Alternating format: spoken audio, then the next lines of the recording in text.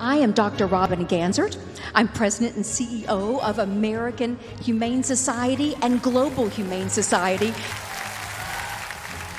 The presentation of one of our most important legacy awards in our 150-year history. Tonight, I'm so proud that we are going to be presenting the 2025 Global Humanitarian Award.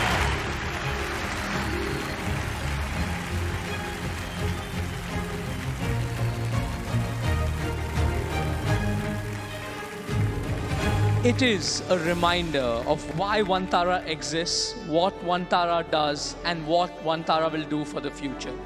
Since I was a kid, I always dreamt that one day we will do something in India that will guide the world as to how to treat animals.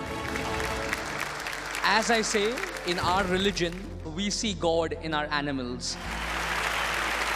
I would like my great-grandchildren to see all species today existing in the world back in the jungles. I'm extremely honored to accept this award.